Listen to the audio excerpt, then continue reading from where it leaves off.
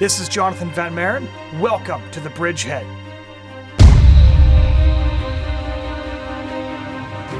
I'd like to welcome Peter Hitchens, author and commentator, Ava Schloss, Holocaust survivor and Anne Frank's stepsister, former porn star Shelley Lubin, Stephen Woodworth, Canadian Member of Parliament, Dr. Ephraim Zuroff, the top Nazi hunter for the Simon Wiesenthal Center, Gavin McInnes, writer and actor, Reverend Gerald Wilberforce, the great-great-grandson of the great abolitionist William Wilberforce, Leon Layson, the youngest surviving Jew from Schindler's List, Phyllis Schlafly, constitutional lawyer and the most successful activist in recent American history, Mark Stein, best-selling author and commentator.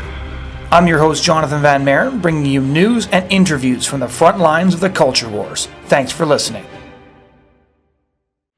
Welcome to the Bridgehead. For the next hour, I'm going to be talking to Ted Byfield.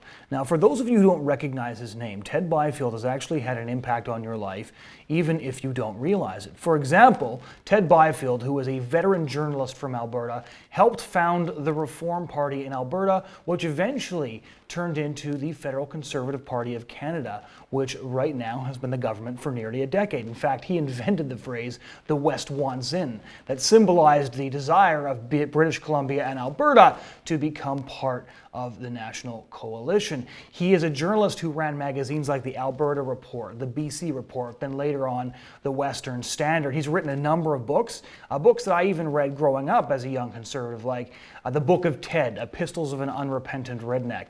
And the journalists that staff places like the Globe and Mail, Maclean's Magazine, and elsewhere, virtually every major Canadian publication has on its payroll journalists who were trained by Ted Byfield and his beloved wife Ginger, who passed away last year. But Ted Byfield was more than a political activist or a journalist. Ted Byfield was always, first and foremost, a Christian. And the last great project that he has been working on now for decades is the Christian History Project, a series of beautifully illustrated and meticulously researched books on the history of Christianity, which, as he often says, is the greatest story ever told. But in today's culture, is often the greatest story never told. Nobody knows what actually has happened for the past 2,000 years, and thus we can't even understand our own culture. And he has begun an organization called Search to combat this ignorance and to reestablish the position of Christianity in society as the religion, the faith that gave us much of our civilization and our society in the first place. And so for the next hour, we're going to be going over different aspects of Christian history, different aspects of our current culture, and how those relate to you and how those relate to me. So you've spent decades on a project recording Christian history and producing a series of books because you say that nobody knows their history anymore, and that more specifically, nobody knows their Christian history. And I've referred to this before myself in writing as cultural Alzheimer's, that we've completely forgotten where we came from. And of course, that lends itself to how we live our lives and the sort of decisions we make in everything from policy to education. So why, in your own words, did you write this series? It's a fascinating series of events, and it doesn't feel like history when you start reading it. It's as though you yourself are part of the events, you become captivated by it. And one of the reasons for that is that our whole culture arises out of the Christian faith. What we call Western civilization is a product of the Christian religion. Is the most compassionate, the most just, the most technologically proficient civilization the world has ever known. In fact, by way of testimony to this, the people who are outside that civilization are continually pressing to become part of it. Right. And what we are doing within it, because we don't understand what it is, principally, is ditching it with no notion whatever how we will replace it. That seems to be what is now going on. And we thought, well, the least we can do is tell people what it is and how it came about, because it is a fascinating story. Right. Quite apart from being historical, it's also very, very interesting. So that's why we did it. Most people don't even know what they are ditching, as you say. And there's the famous saying that those who do not know their history are doomed to repeat it. And we're in a generation now that doesn't even know that they're repeating history. There's a book recently from Mark Bauerlein, who's a professor. He also writes for the journal First Things, that he calls my generation the dumbest generation, and essentially says that we don't know anything that's happened. But how did we get to this place in the first place? Because obviously, to forget your entire history, you have to have some sort of a glaring gap in your education, because a culture, a heritage, it surrounds us. So the fact that so many people could forget these things is obviously part of a larger and more orchestrated campaign to ensure that we did forget these things. And I think of a lot of the late night show hosts who go out in the streets and ask questions like, who were our allies in World War II? And then hilariously, a lot of people get that wrong, or even think that we were on the same side as Italy and Germany. But there's a sort of unfunny aspect to this all as well. How did we get to the point where we forgot our history? I don't believe much in conspiracy theories, but there was a conspiracy. Right. And it goes back to the American educational system at the turn of the 20th century, when a school of educational thought came into being, which was determined to eliminate from the intelligence and cultural constituency of the whole generation all idea of the absolute truth. Everything must be relevant. Everything must be a matter of mere speculation. And the purpose of the educational system is to enable all the people to adjust to communal living. Right. That's what it was about. Now, history worked against this. History is a good story, for one thing. It throws up heroes. It throws up villains. And these are all absolute figures. So the educators said, we must get rid of history. We must suppress it. We'll use fragments of it, and we will call it, instead of calling it history, we will call it social studies. Right. And social studies is not history. Social studies is a sociological idea which borrows from history now and then fragments that reinforce some social theory.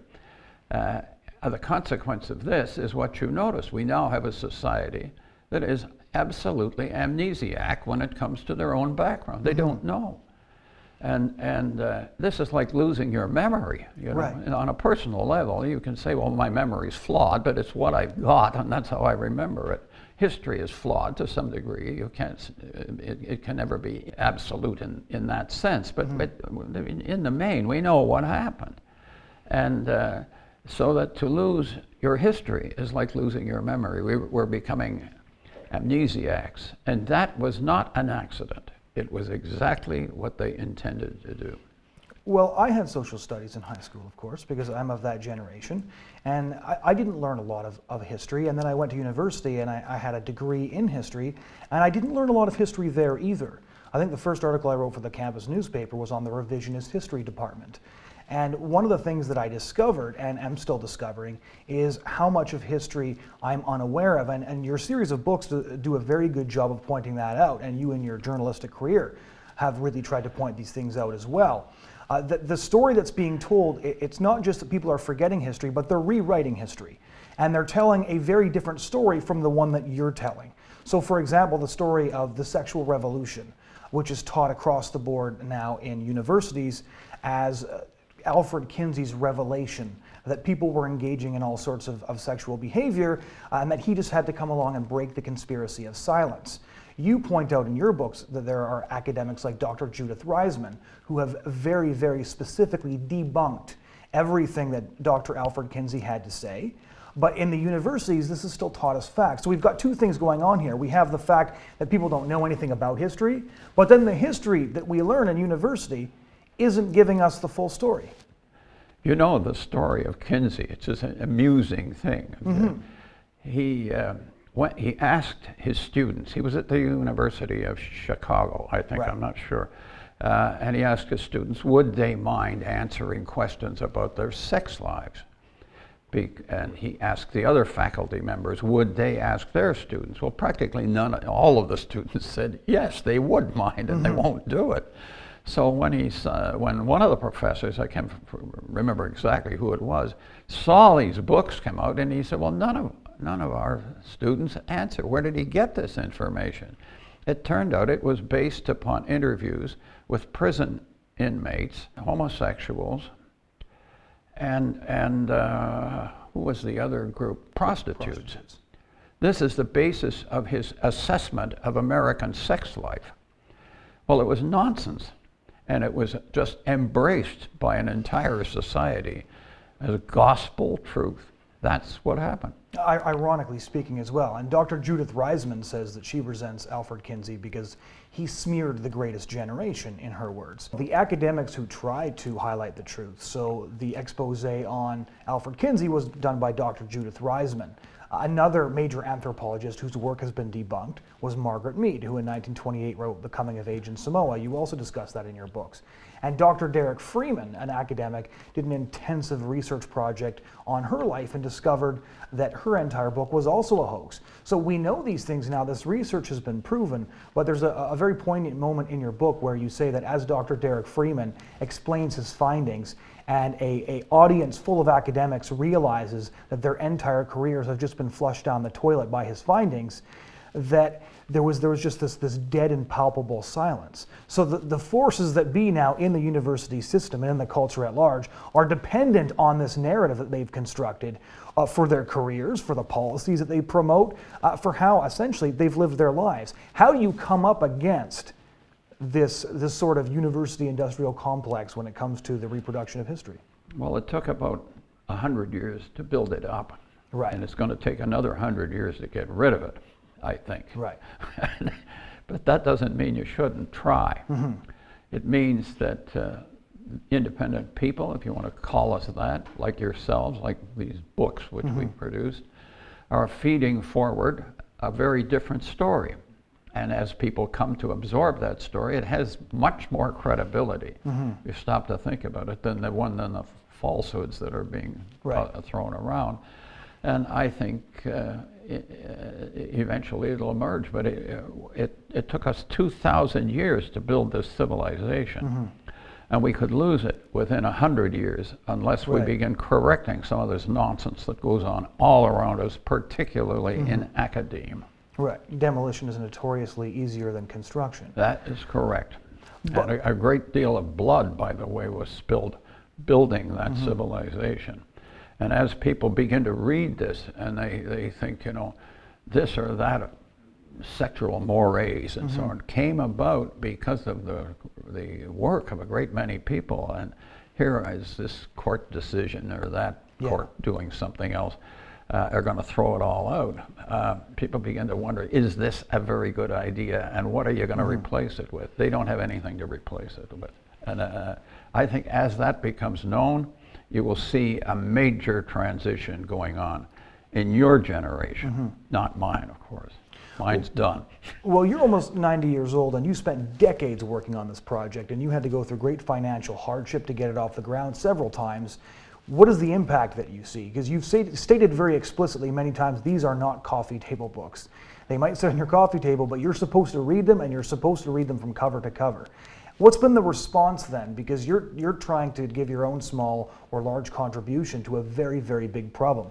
Have you had an impact, created a few hairline cracks? We have had individuals, which is the key individuals often saying, coming to us and saying, I didn't know. I had a fellow came in the office the other day who was typical of what we're running into. He said, I didn't know who we were.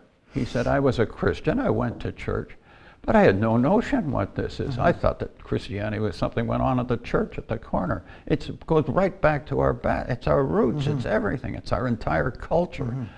Our ideas of law, our ideas of morality, they're all emerging from this same thing. And he said, when you realize that, you begin to look at the world that we're seeing in a very different eyes. And we see that happening only with individuals, but massive change always happens that way. This guy or that guy or the next woman or somebody realizes this is wrong, and gradually you see a counter movement develop, and I think that's what we're seeing the beginning of. Well, it's interesting that you say that, because when I talk to Christians, they're very frustrated because it's not just the misinformation that's out there, but the secular left treats Christians and Christianity with condescension and contempt. They just assume that the arguments we make often aren't even worth hearing out. And these books are dangerous to their condescension and contempt because they show the other side of it. And I've discovered that when you present Christians with better arguments, with a better story, they're almost relieved that it exists and that it's just been out there waiting for them to discover all this time. A lot of people see history as an outdated and generally useless pursuit, in general a waste of time. Some of those people are educators, but not everybody does. Here, for instance, is Preston Manning, the man who founded the conservative movement in Western Canada, which would one day become national and win 3 consecutive general elections. But Manning himself is not a politician. He's an economist, and he heads up the highly influential Manning Center in Calgary. Now, here's what he has to say about the value of history. There are some people who feel that history is of no importance, but there is a smaller number of people who believe it is of enormous importance and an enormous advantage to know what went before if you have to deal with the present and the future. There's such a thing as a historical mindset, and I would contend that people who have that historical mindset, a grasp of history, will do better in the present and the future than those who do not. There used to be an event in the Olympics called the standing broad jump, where you tried to jump ahead from a standing position, and the furthest anyone got was about 7 feet. There is still an event in the Olympics called the long jump, or the running broad jump, where you get a run before you jump, and the record in that event is some 27 or 28 feet. In other words, the simple lesson is that you can get further ahead if you get a run at it than if you start from standing still. And what a knowledge of history is that getting a run at what went before so that you can get further ahead in the present. So it's interesting, before you said that when we got rid of our history, we had nothing to replace it with. And actually we had nothing positive to replace it with. What we've replaced it with is ideology. And I was traveling in China recently, and it struck me really vividly, because our tour guide was taking us around and showing us all these different things, like the Summer Palace. We went to see Mao Zedong, who they've still got embalmed and on display in a glass case, because everybody needs to worship a god. So they all leave flowers in front of this dead dictator. And I kind of forgot for a moment that they were still under communist rule, because I'm used to traveling in the former Soviet bloc, so Serbia, Poland, East Germany, Czech Republic, and they're all quite open about their history and the types of things that have happened. So I was asking her a lot of questions like, what do you think of Mao Zedong? And she said, well, he was a great man. I said, well, this is impossible. He's responsible for the deaths of up to 70 million people. They had to invent a new word for how many people that he killed. And she started to get very uncomfortable. And then I realized, well, of course, there are soldiers everywhere. They're still under communist rule here. But I still pushed it a little bit farther. I said, surely somebody who killed that many people can't possibly be a great leader. And she just looked at me and she said, denying Mao is like denying Communist Party. And then she marched off. And with that, history was placed firmly in the backseat to ideology. And that's what we see in our universities and on most of our cable news shows and in our newspapers. And how do we deal with that? Because most people don't even know what we've lost with our history. So could you give us a few examples, a few anecdotes, a few stories of the way our cultural amnesia has impacted the culture that we live in from day to day? Because a lot of people are going to say, who cares? History is just one thing after another. Who cares if we don't know what our history is? But obviously that has a real impact. I think the thing you can certainly see is the misunderstandings of certain events in history.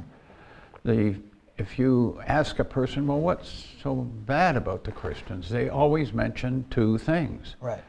One is the Crusades, right. Sometimes a third. The second would be the Spanish Inquisition. And the third is the treatment of Galileo. Inevitably, this comes up. Well, then, if you push them and say, well, exactly, what do you know about the Crusades?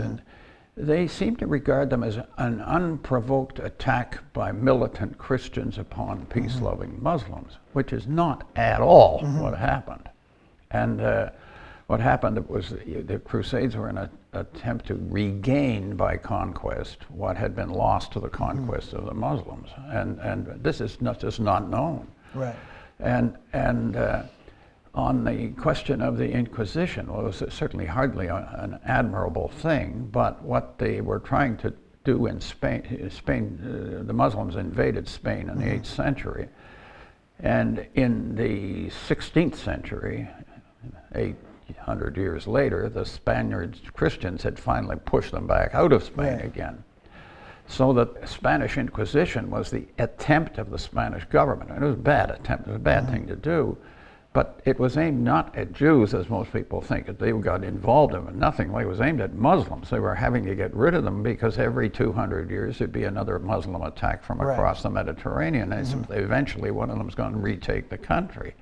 So that what they were doing, in effect, was trying to stop this Muslim problem. And we've got the same thing going on right now in France. The people don't know what to do about this. These are violent people, and they're going to take the country over, or so they say they are. That's how they identify themselves. So that we don't say this was the Spanish effort to deal with a problem we now have today. Right. We say this was an unprovoked idea, and so on. Similarly with Galileo, you find out that what Galileo was contending implicitly in his trial, he was he was treated, he was certainly sentenced, but he had to serve a sentence in a great palatial palace where he was given. What he was contending, what Galileo was that no law should have the ability to check or inhibit the work of science. That was the basis of his defense. You have a similar situation in the Galileo affair. He is regarded in common history, if you want to call it that, as simply the victim of a Christian rejection and fear of science. Yeah. Almost all the scientific background of Galileo was provided by Christian clergymen. They go back 200 years. Copernicus himself was a Christian, he was an officer of the church. And all the former research that had been done in the West was done by Christians, leading up to Galileo. But Galileo made an assertion implicitly in when he ran into trouble with the church, and it was this: he was contending that no law should ever have the ability to inhibit the work of science.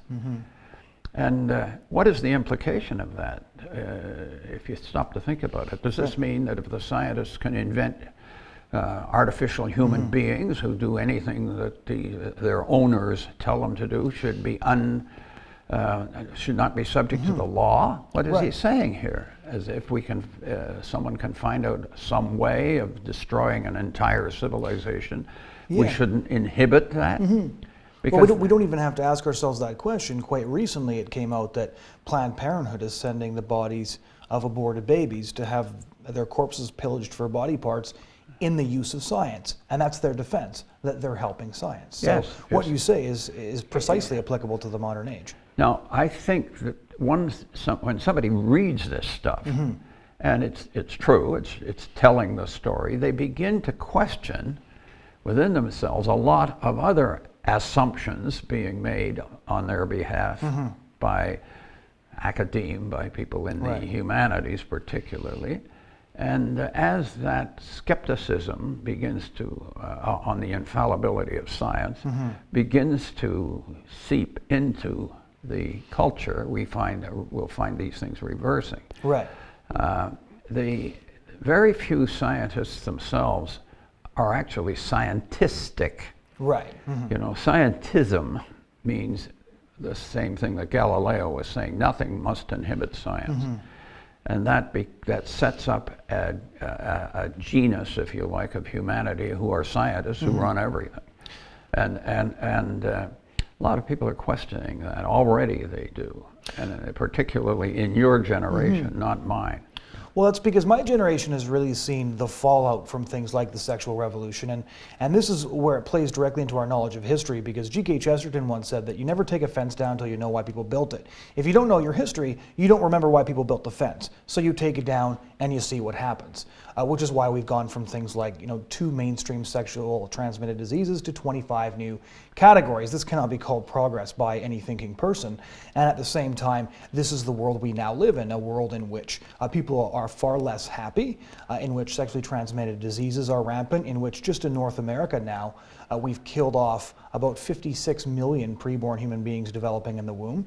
And what I really want to get into with you just a moment is the fact that the left is quite bizarre in how they defend things, insofar as that they've got this ideology that not only trumps history, but actually trumps science and everything else.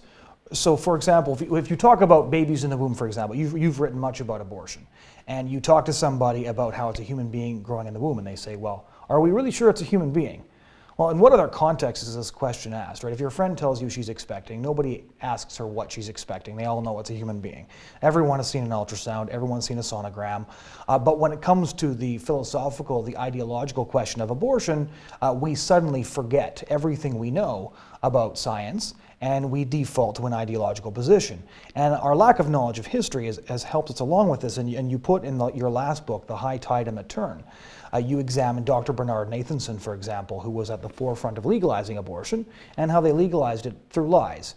That they said, for example, that 10% of women were dying in back alley abortions, and they were giving these enormously inflated numbers. And he admits that he made these numbers up. I talk to people all the time about abortion, because obviously I work on the pro-life movement, and these numbers are still being used as fact. The science in connection with abortion has come down solidly on the pro-life side. Oh, certainly, yeah. We've, at the instant of conception, 32 characteristics like this are determined at that point. Color of eyes, certain things about the mind, hearing, senses, and so on. Even physical size, all determined then. So the thing that was going to become you or me came into existence at the instant of conception. So there's no argument about when the life began. No, there's not. Scientifically. But science is quietly set aside when we're dealing with human rights, with the right of the poor woman that doesn't want to have this baby. Well, we've got the best birth control systems the world has ever known in a period when we're suddenly finding out that there can be no penalty must attach to really unfortunate results of illicit sex, which is what it comes down to. Yeah, really. And so that we are not thinking these things through. In the meantime, we have population problems, and in many countries, Japan will hardly exist in 100 years because they don't have enough babies. No, the sale of adult diapers has now outstripped the sale of infant diapers in Japan. Yeah, well, in Russia, Putin's government, I wouldn't want to be an unwritten, qualified defender of Putin's government, but some things we ought to watch. He will not allow abortion clinics to advertise. Right. He's got government people preaching, have more children. Yeah. Why? Because there won't be a Russia. No. If you don't, that's why. The abortion there was 7 out of 10. Yeah, Pregnancies. and he says the West thinks it's ahead of us in secularizing its government. Right. We went down that road, he says, in 1917. We know where it leads, and we're not going to go down it again. Right. That was his answer to the refusal to have gay pride parades and so on, and during the Olympics. Yeah. And I don't think people, generally speaking, are looking at some of these things that we're doing. That is, homosexuality was a crime 50 years ago. It's now become a crime to criticize it. Yeah. This is in a total 180-degree turn. And I don't think we're even beginning to think out what the implications are. But it's very interesting because you bring up Russia, and a lot of people are talking about Russia and the Russian system and Putin. And what you just said is very, very interesting. The idea that they went down that road before, and they don't want to go down that road again. How do you think that reflects on the history of the modern West. Because a lot of people talk about, Western values. But I've noticed that when Christians talk about Western values, and when left-wing secularists talk about Christian values, they're talking about two very different things. Which is why, for example, when those cartoonists got shot at the Charlie Hebdo office in Paris, people were saying things like "Je suis Charlie," which I didn't feel comfortable saying, because on one hand you had blasphemous nihilists, and on the other hand you had bloodthirsty barbarians. I reserve the right not to pick either team, and I think that people should stand up and say things like that, as opposed to just reflexively getting on board with the team that seems the most popular at the moment. But this is sort of where we're trapped. What example do you think we can take from Russia at the moment? Well, Russia's position on this homosexual question, which seems to be the thing that explodes everybody, is this. It was defined by their Minister of Culture. She said, first of all, I have gay people on my staff, my personal advising staff. They are very good workers, and they are very intelligent people. So don't misunderstand what I'm about to say. At the same time, she said, the practice itself is unbiblical, which matters to us. She says the practice is unnatural. This is not it doesn't create children, which is the natural. Right. And the practice is exceedingly unhealthy. So why are we celebrating it? What's the big occasion for the parade? Right. I have never seen anybody attempt to answer that particular argument. No, and it's interesting because here in Canada as well, with the sexual revolution has become extraordinarily totalitarian. And it usually is, right? We've got Planned Parenthood and abortion clinics. Those are the guillotines, the cleanup crews that ensure coitus does remain casual and that your reproductive organs can be used for recreational purposes. But what I find interesting is that this whole thing came through with the 1969 Omnibus Bill, where Pierre Elliott Trudeau, hopefully the first and last, but we'll see, stated openly that he was going to smash down a lot of taboos or take down a lot of fences. But the saying that he used to promote this was, the state has no business in the bedrooms of the nation. And now we have a situation where if a politician doesn't attend the Pride Parade, people get furious because they do want the state in the bedroom buying rubbers and pills and such things to ensure. Fighting the state. I remember on the radio in Toronto when Mayor Rob Ford was being interviewed, and of course he's a train wreck, but I found the conversation illustrative because he wouldn't go to the Gay Pride Parade for a couple of years because he said he was on vacation with his family. And one of the radio interviewers said, "For the love of God, will you just go to the parade?" And I thought, if anybody stopped to define either love or God in that sentence, the discussion might end a lot differently than the interviewer suspected. I think what's happening is that we have thrown overboard. Somebody mentioned, we've cut off the branch we're sitting on. What we're doing is repudiating our own, the source of our own morality. We have nothing to replace it with. And that this policy, which we seem to have adopted, can only lead to some sort of chaos. Right. And unless, there's a factor we have to always remember. If there is a God, if God is out there and intervenes in our history, which Christians believe he does, the real question is not what is the Supreme Court going to do. It's going to be what will God do, and that could be quite uncomfortable. A very uncomfortable question, certainly. And it's interesting, though, because there's so many different contradictions in this. So most of these ideas came in under sort of the guise of cultural Marxism about communal living, as you pointed out earlier. At the same time, the argument they're making to legalize all these different things and mainstream all of these new sexual practices is that everyone can do what they want. It's the orthodoxy of my own personal feelings. So they're making a sort of a simultaneous argument that your actions don't impact anyone else and therefore you can do whatever you want. And at the same time, they're pitching this sort of cultural Marxist communal living. Exactly, yeah. The one is contradicting the other.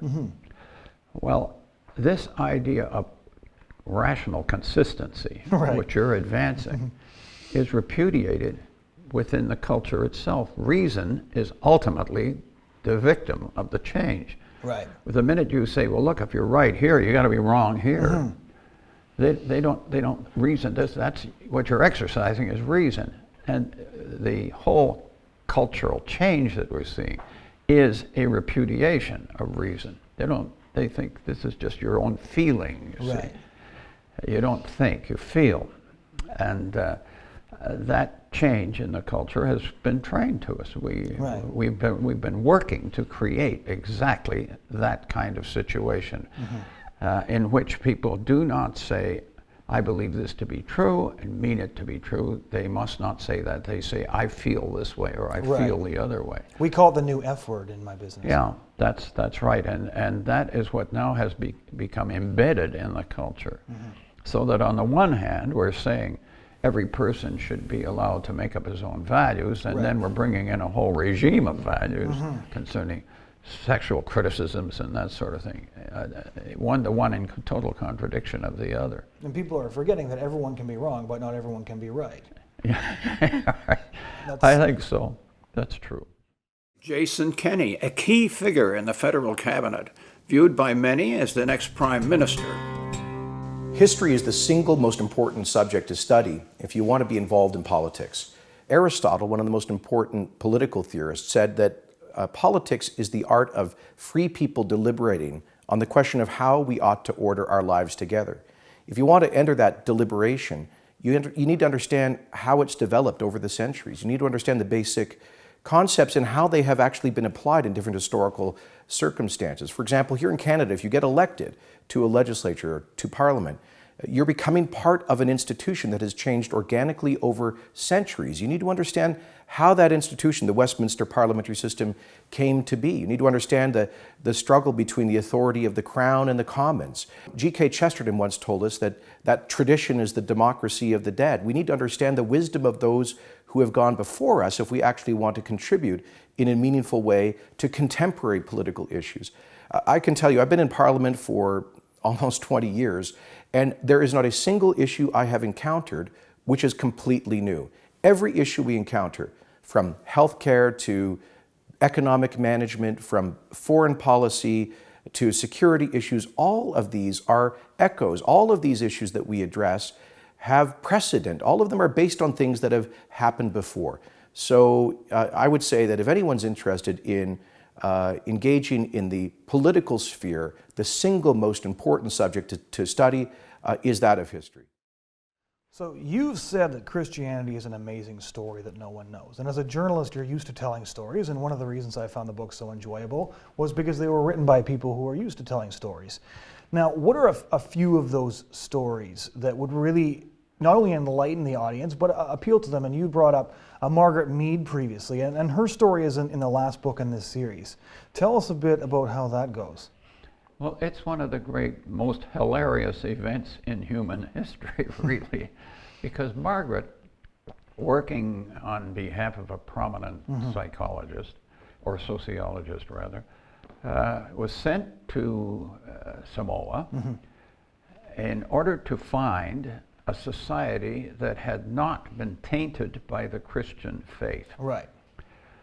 And when she got there, she interviewed various people and came back and wrote the book that became the virtual Bible of first-year sociology courses all over the world. It was called Coming of Age in Samoa. 1928. About 25 years later, a guy named Freeman, whom you've mentioned, who was also a sociologist and also spoke the language of the Samoans, Right. went back and he realized what he knew of them, that the Samoa that she had portrayed, which was a civilized, a society of total sexual freedom. Anybody, people were routinely had sex from about the age of 16 or 15 on, and this was the society that approved. That's how she painted it. And of course, this is why the secular sociological society discipline and adopted it. They loved this. But he said the Samoans he knew were, as a matter of fact, the very opposite to this. Right. They had extremely strict and rigid sexual propriety. So how did this happen? And he goes back to the same people that had lived, that she lived with, and she finds two or three old ladies there who were young girls at the time that Margaret had arrived. And he began to ask these young girls, did they remember talking to her? And they both began, these two or three women, now older women, they both all began to giggle. And he said, well, what are you laughing at? And they said, well, we told her the most awful stories. And it's all lies, she said. Because Samoans like to tell people what they want to hear, and this was obviously what she wanted to hear, so we just made it all up. And he said, you mean that they don't have any of these things and didn't then? Oh, no, she said, we were, the virginity of a bride was sacred to us in the marriage. Well, he said, then you lied to Margaret Mead on this? Oh, well, it wasn't really lying. We were just kind of teasing her. So what happened? Their sense of humor informed the sexual values of an entire civilization and things outside that civilization for the next century, all because of 2 or 3 kids having a joke on Margaret Mead. And the president of, I think he was, of the Sociological Society of the World, admitted that this was a hoax. And he said we should have been far more careful than we were in assessing the report of Margaret Mead. But these kids had misinformed an entire generation of humanity. That's what it came down to. Because they were looking for what they wanted to hear. Now that's a good story. It really is. Okay. Well, so and that's interesting. So like history can be revelatory as well as humorous.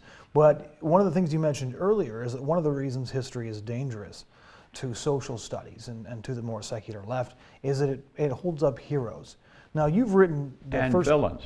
The first 2,000 years. Who in your mind would be one of the most admirable heroes? Your personal favorite? Well, obviously you have to say St. Paul. Right. And in that era, but also I think Athanasius in the 4th century. Interesting.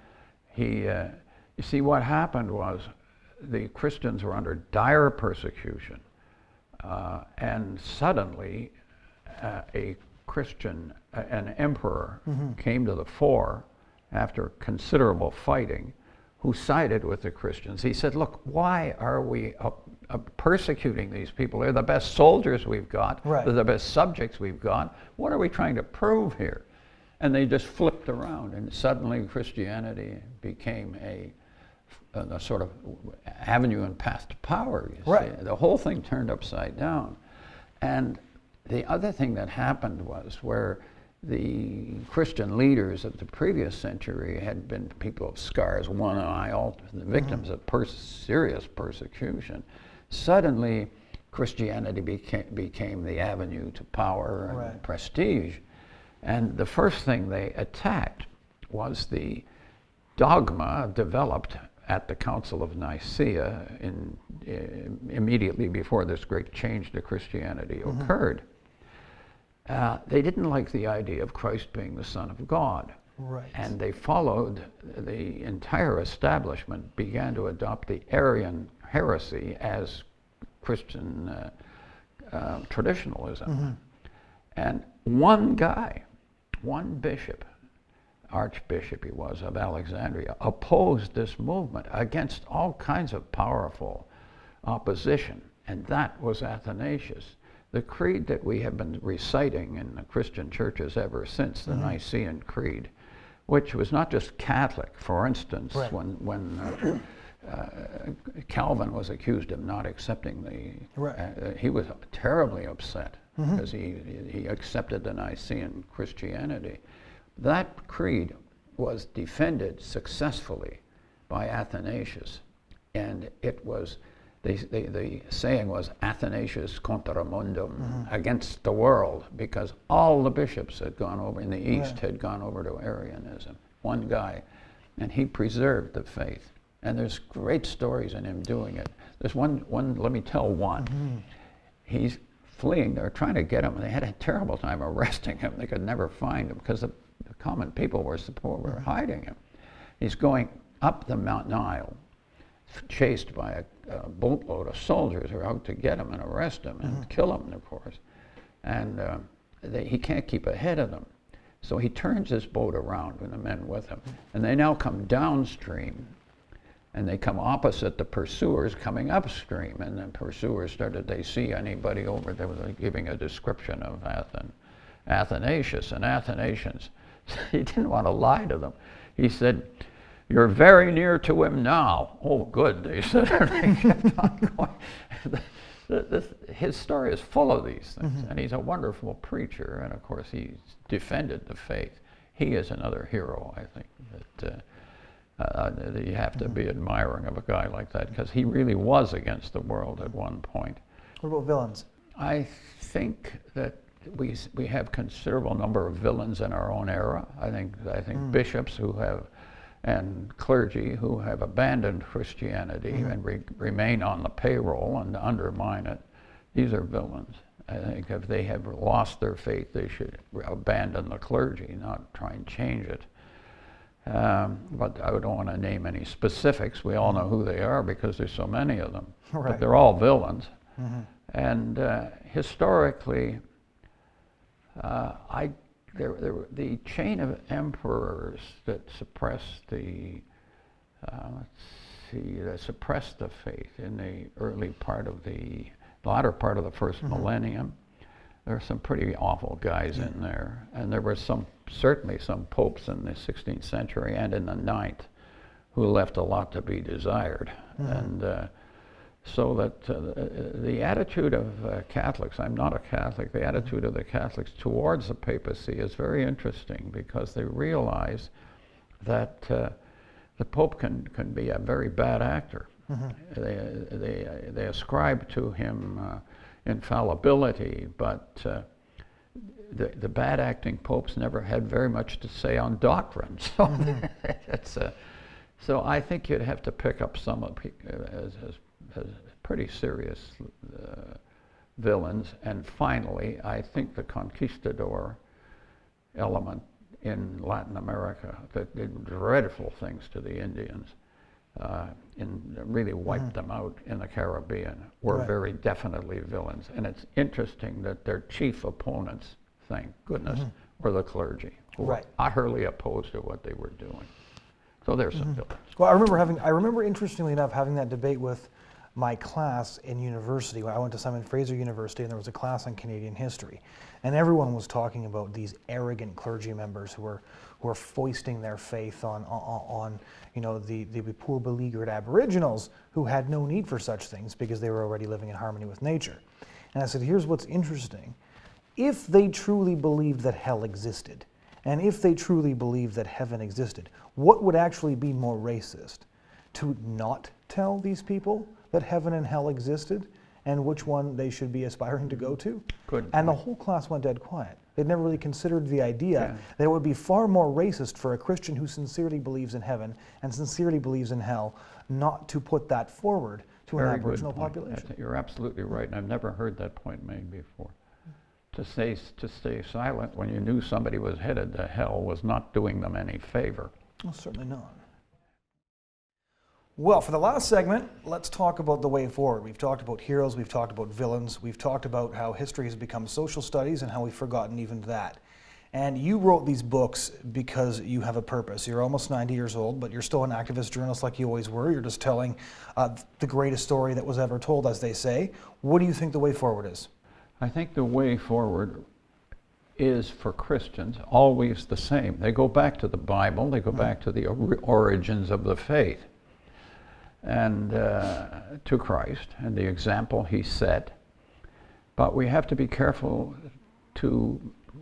that the picture we form of him is accurate, because certain things about him we think is wonderful, and everybody does, and they're always quoted, but there are other things about him, things that he said that are very unpopular then and now. Right.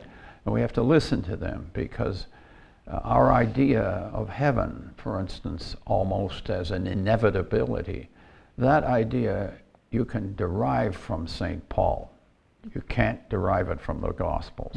He was very, very harsh and warned people that hell was a reality.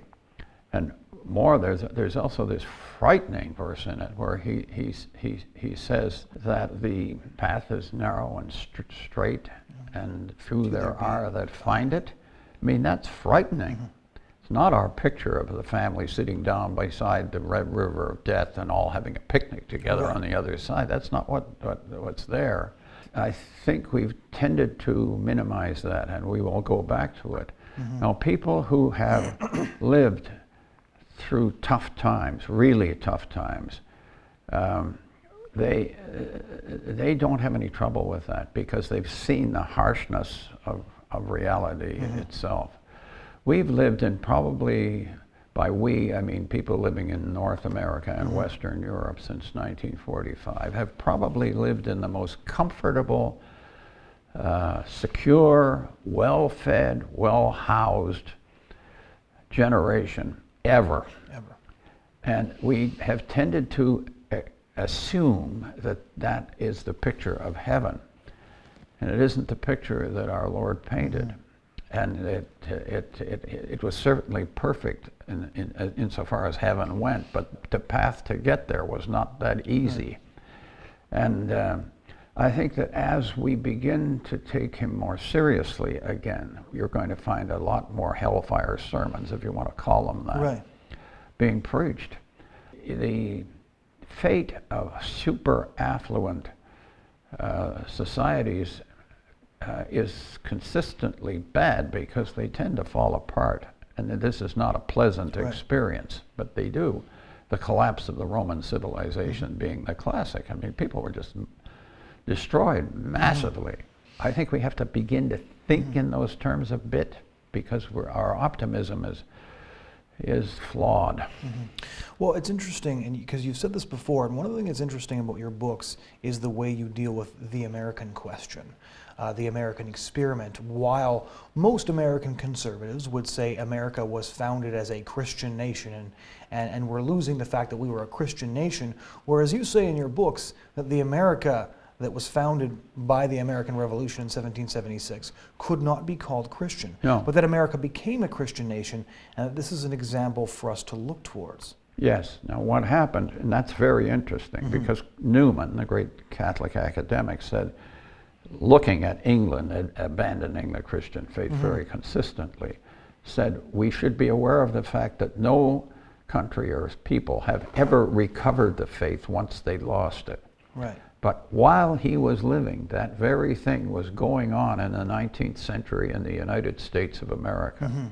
At the turn of the 19th century, 1800, about 12, I'm going from memory, but I think it was 8% of Americans belonged to a church. 8%.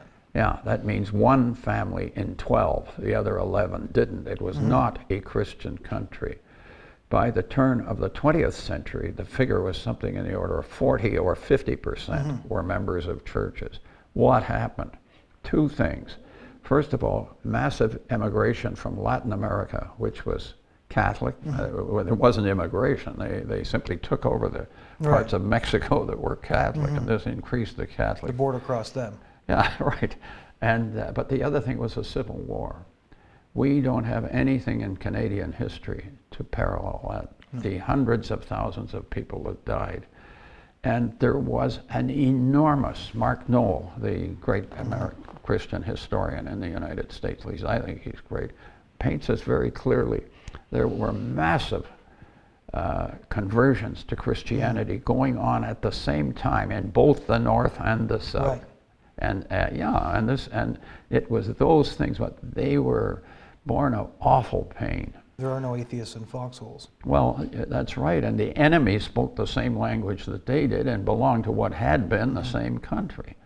And this is an agony, the Civil War was, and out of that agony came this revival.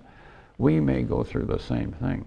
We could have, we live in an era in which man has acquired the ability to stamp himself out with nuclear weapons and heaven knows what all. We could go through some dreadful calamity, and out of that would emerge a new Christian civilization. So that we shouldn't think of the United States as having originally been Christian and then becoming less Christian, as that's not what happened at all. It was the colonies were Christian, the original colonies, no question. There was a major decline in Christianity between the founding of those colonies in the 17th century and the American Revolution at the end of the 18th. Right. The Christianity almost disappeared, and then all of a sudden comes surging back again in the 19th century. So the fact that we're losing it now doesn't mean that we've lost it forever, but it could mean that we're going to suffer an enormous calamity before that revival occurs. And we may be in the beginning stages of that now when you look at the fact that they're trying to uproot all vestiges of Christian belief across the Western world. That is no question that's going on. In fact, the people doing it say that's what they're going to do. It's not a conspiracy. Right. A conspiracy is something that's done secretly. This is done openly and has wide support, mainly because people don't realize the implications of it. We've got to tell them and show them in no uncertain terms what could happen here. Well, you're almost 90 years old, so you've seen a lot of this unfold. Have you seen the moral arc? What I've watched is the Christians lose one battle after another in the cultural sphere. And we lost it because we didn't have enough people. Right. The battleground was the media. It was not politics. It wasn't even academia. It was the media. That's where the decisions were made. The politicians would wind up saying, I can't go this way because the people will oppose me so widely. They didn't know how much what the people thought was being represented by the media, and it may not have been what the people thought, but the media was so powerful. And I think if we're going to turn it around, we must get back into the media. We need young people in particular, people now in their late teens and early 20s who believe in Christ. Well, the place to look at, as well as the pulpit or possibly medicine or that sort of thing, is look at the media. Look at the English language. Gain control of the English language. Know your history, the history of your faith. And use your knowledge of the faith and your formidability with words to win the cultural war. That's the way it's got to happen. So in short, what would your generation have to say to mine? My generation would have to, there's a generation between us, you see, that we have a common enemy, the boomers. They're in the middle. It's a P.G. O'Rourke's title of his book was The Baby Boom and How It Wasn't Our Fault and I Promise I'll Never Do It Again. Yeah. Yeah. Well, sure. I mean, we have a great thing in common. We both dislike the same. Unfortunately, as my daughter-in-law constantly points out, you raised us. And she's right. We made the mistake. Before we start, I would like to make the point. This is simply the youngest group I have ever seen. I don't think is there anybody on this crew that's over 30? He's 27. I'm 21. How old are you? 19. See what I mean? 20. This is unheard of. This is what you guys are doing is running I know you're a revolution. You keep saying what's going to be done about it. Well, you're doing what's going to be done about it.